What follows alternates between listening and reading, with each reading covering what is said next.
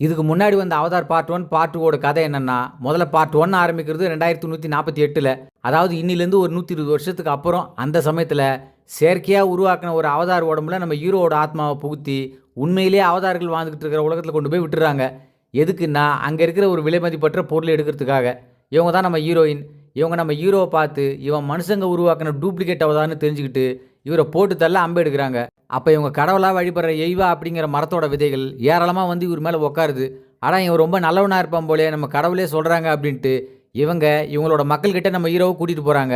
அந்த மக்களோட வழக்கப்படி அங்கே இவர் தன் தலைமுடி மூலமா ஒரு பறவையை வசியம் பண்ணி அடக்கி அது மேல உட்காந்து பறக்கிறாரு. அதை பார்க்குற இவங்க நம்ம ஹீரோவை அவங்கள ஒருத்தனா ஏத்துக்கிறாங்க. இவருக்கு இந்த மக்களை ரொம்பவே பிடிச்சி போகுது. ஆனாலும் இந்த மக்களுக்கு எதிராக நான் எதுவும் செய்ய மாட்டேன்னு இவங்ககிட்ட சொல்கிறாரு. அதனால் கோவப்படுற இவங்க உங்கள் மொத்த பேருமே சாகடிச்சா தான் இங்கே வேலை நடக்கும் அப்படின்ட்டு பெரும்படையோடு இவங்கள அழிக்க வர்றாங்க. அப்போ நம்ம ஹீரோ ஸ்ட்ரெயிட்டாக எய்வாகிட்டே போய் உதவி கேட்குறாரு. அந்த கடவுளோட அருளால் அந்த காட்டில் இருக்கிற விலங்குகள், பூச்சிகள் இப்படி எல்லாமே இவங்களோட சேர்ந்து வில்லனோட ஆட்களை அடித்து துவச்சி போட்டு தள்ளிடுறாங்க. இதுக்கப்புறம் இவங்க உலகத்தையே நம்ம ஹீரோ தான் வழி நடத்துகிறாரு. இதோட முதல் பார்ட் முடியுது. பார்ட் 2 கதை என்னென்னா, பார்ட் 1 முடிஞ்சு 20 வருஷம் கழிச்சு, அதாவது 2168ல் அப்போ நம்ம ஹீரோயினுக்கு 2 பையன் 2 பொண்ணு. இப்படி நம்ம ஹீரோ ஒரு குடும்பஸ்தனாக வாழ்ந்துட்டு இருக்காரு. இவரோட மகளில் ஒருத்தியான கிரிக்கு எய்வா தெய்வத்தோட கனெக்ட் ஆகிற மாதிரி அடிக்கடி ஒரு ஃபீலிங் வரும். இந்த சமயத்தில் வில்லன் நிறைய பேர் அவதாரங்களாக உருவாக்கி அதிகமான ஆயுதங்களோட மறுபடியும் இவங்க உலகத்துக்கு வர்றான்.